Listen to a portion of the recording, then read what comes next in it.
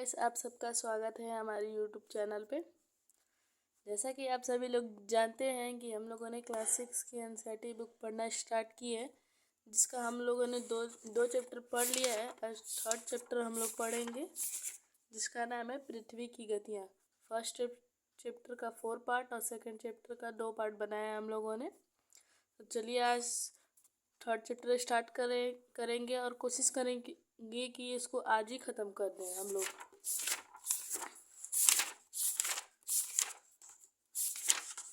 पृथ्वी की गतियाँ third chapter, चलिए start करते हैं। जैसा कि आप जानते हैं कि पृथ्वी की गति दो प्रकार की होती है, घूर्णन एवं परिक्रमण। पृथ्वी का अपने अक्ष पर घूमना घूर्णन कहलाता है। पृथ्वी है ये, अगर ये अपने ही अक्ष पे ऐसे गोल गोल घूम रही है तो इसको घूर्णन कहते हैं। सूर्य के चारों ओर एक स्थिर कक्षा में पृथ्वी की गति को परिक्रमण कहते हैं। जैसे यहाँ पे पृथ्वी हो गई, यहाँ पे सूर्य हो गया, ये पृथ्वी ऐसे ऐसे ऐसे ऐसे ऐसे ऐसे ऐसे घूम रही है, ऐसे घूम रही है एक कक्षा में, इसी को परिक्रमण कहते हैं। पृथ्वी का अक्ष एक काल्पनिक रेखा है। पृथ्वी का ये जो अक्ष है ये काल्पनिक रेखा है, जो इसके कक्षीय सतह से 66/1/2 अंश का कोण बनाती है। वह समतल जो कक्ष के द्वारा बनाया जाता है उसे कक्षीय समतल कहते हैं। पृथ्वी सूर्य से प्रकाश प्राप्त करती है। पृथ्वी का कोई अपना प्रकाश नहीं है, ये सूर्य के सहारे ही प्रकाश प्राप्त करती है। पृथ्वी का आकार गोले के समान है, लेकिन हम लोग जानते हैं वो गोल नहीं है। हम लोग की हमारी पृथ्वी का आकार है भूआब आकार की हमारी पृथ्वी है। न तो चिपटी है न तो उभरी है, चिपटी भी है उभरी भी है, उस आकार को भूआब कहते हैं।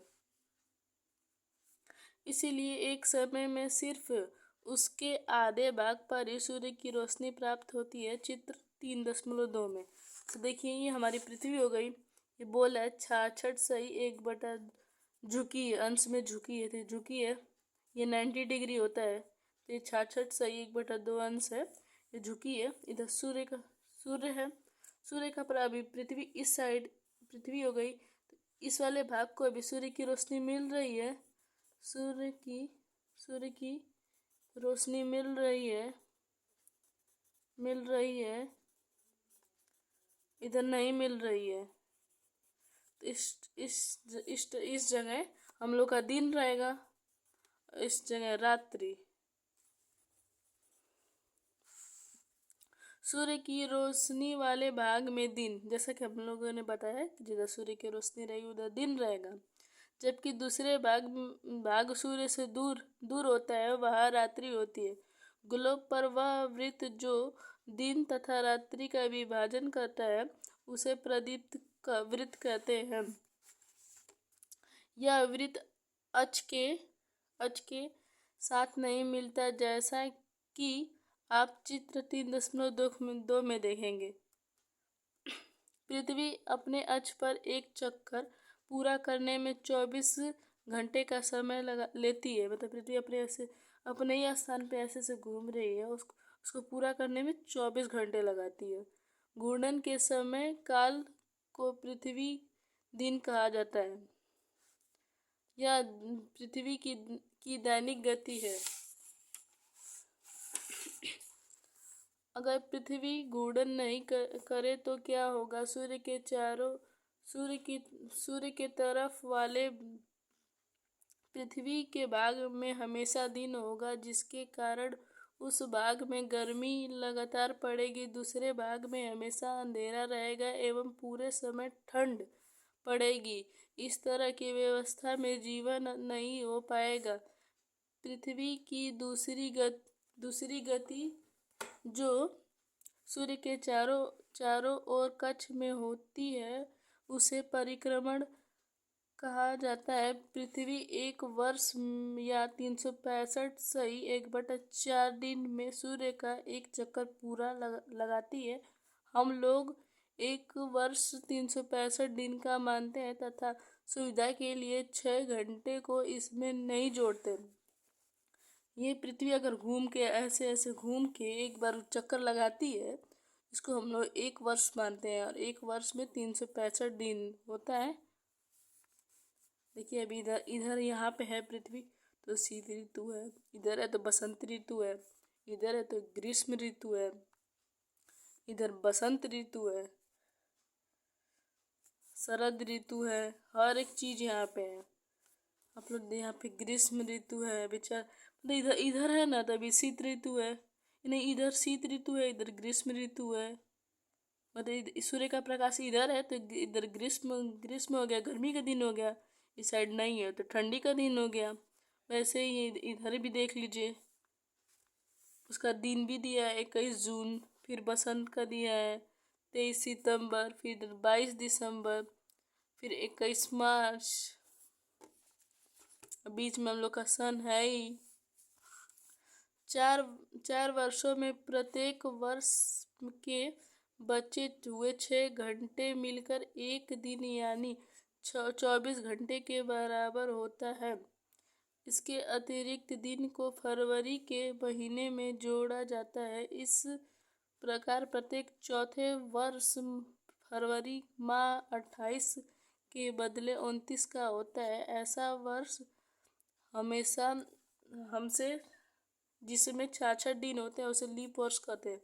लीप वर्ष किसे कहते हैं, ये क्वेश्चन पूछा गया है, उसको अंडरलाइन कर लेते हैं। पता लगाइए कि अगला लीप वर्ष कब होगा। अभी 2020 में लीप वर्ष था हम लोग का, हम 2024 में पड़ेगा, फिर उसके बाद 2028 में पड़ेगा। ध्यान नहीं, यहाँ से चित्र 3.3 से स्पष्ट है कि पृथ्वी दीर्घवृत्ताकार पथ पर सूर्य के चारों ओर चक्कर लगाती है। ये जो घूम रही है इसी को दीर्घवृत्ताकार बोलते हैं, पथ है। ध्यान दीजिए कि पृथ्वी पूरे कक्ष में एक ही दिशा में झुकी हुई है। कितने अंश पे झुकी हुई है आप लोग कमेंट करके मुझे बताएं। सामान्यतः एक वर्ष को गर्मी, सर्दी, बसंत, शरद ऋतु में बांटा जाता है। ऋतुओं में परिवर्तन सूर्य के चारों ओर पृथ्वी की स्थिति में परिवर्तन के कारण होता है। चित्र 3.3 में, चित्र 3.3 यहाँ पे आप देखेंगे कि 21 जून को उत्तरीय गोलार्ध सूर्य की तरफ झुका है। उत्तरीय गोलार्ध 21 जून उत्तरी गोलार्ध सूर्य की ओर झुका है। यहाँ पे देखिए आप लोग, सूर्य की किरणें कर्क रेखा पर सीधी पड़ती है। इसके परिणाम स्वरूप इन क्षेत्रों में ऊष्मा अधिक प्राप्त होती है। ध्रुव के पास वाले क्षेत्रों में कम ऊष्मा प्राप्त होती है क्योंकि सूर्य की किरणें तिरछी पड़ती है। उत्तर ध्रुव सूर्य की तरह झुका होता है तथा उत्तरीय ध्रुव रेखा के बाद वाले भागों पर लगभग 6 महीने तक लगातार दिन रहता है। चूंकि उत्तरीय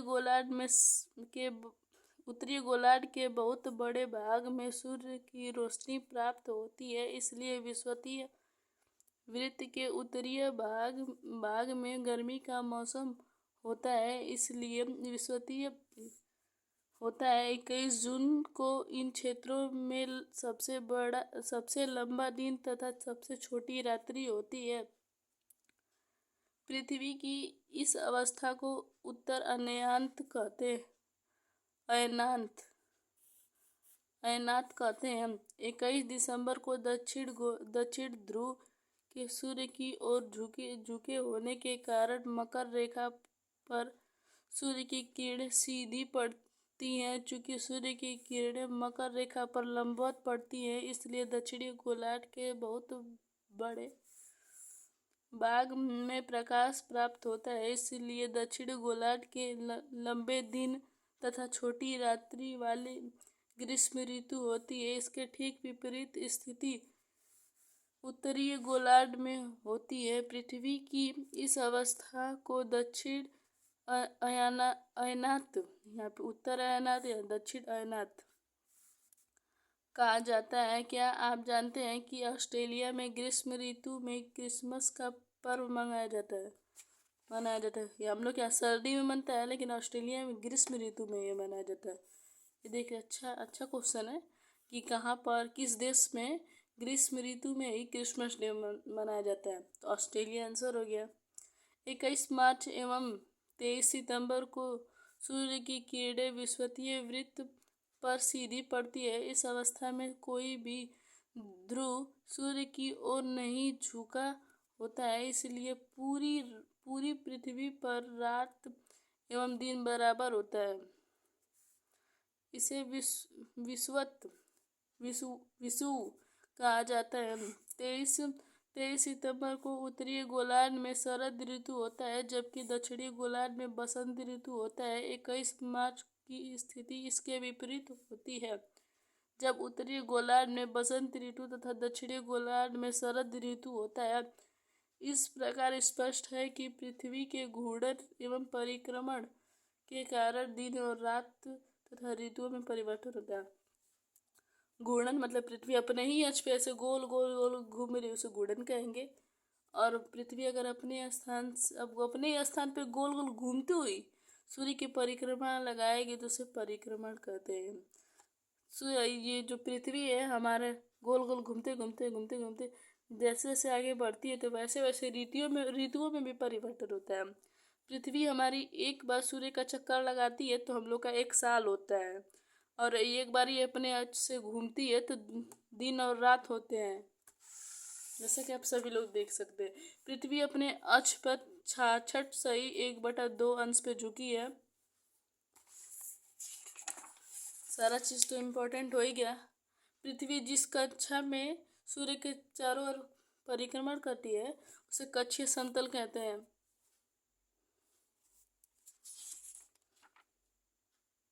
ये कर्क रेखा हो गया, ये विषुवत रेखा, या मकर रेखा, 3 रेखाएं होती हैं।